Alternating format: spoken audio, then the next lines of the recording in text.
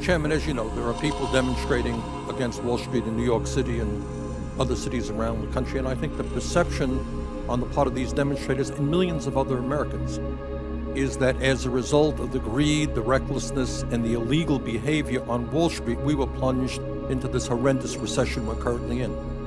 Do you agree with that assessment?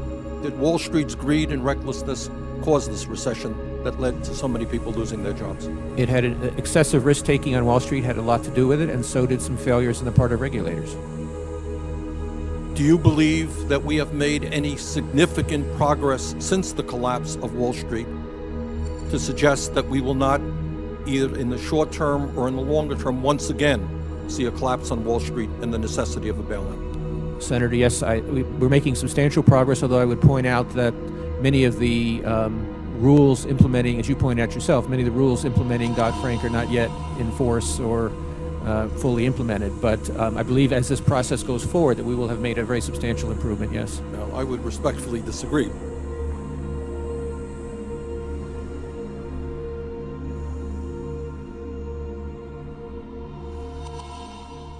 Occupy Wall Street has spread into over 800 different cities and towns across America. What started here is spreading everywhere. It's going to continue to spread. We grow every day, and our amount of support has grown exponentially just in the couple of weeks that I've personally been up here. United for global democracy! United for global democracy! October 15th, 2011. On October 15th, 2011.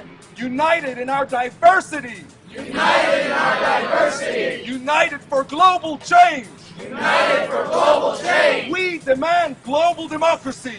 We demand global democracy! Global governance by the people, for the people! Global governance by the people, for the people! Inspired by our sisters and brothers in Tunisia! Inspired by our sisters and brothers in Tunisia! In Egypt! In Libya! Syria! In Bahrain! Palestine, Israel! Palestine, Israel! Hermanos y hermanas en España! Hermanos y hermanas en España! Greece! Greece! We too call for a regime change! We too call for a regime change! Global regime change! Global regime change! Today we demand replacing the G8! Today we demand replacing the G8! With the whole of humanity! With the whole of humanity! The G7 billion! The G7 billion! I really don't think so. I think we have to turn the clock back to the original collapse of the world economy, because this was no accident. It was a very well-planned exercise by the New World Order, who have the ability to close down any company or any country at will. And as we know, Ireland became a victim, Portugal, and now Greece, and apparently Spain and Italy are likely to follow. It really doesn't matter who's in power.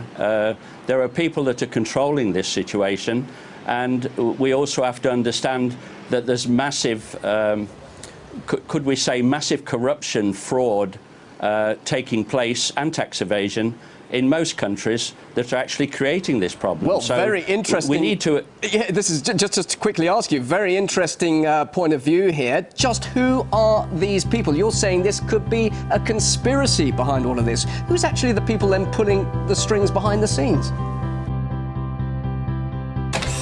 By adopting a policy of zero tolerance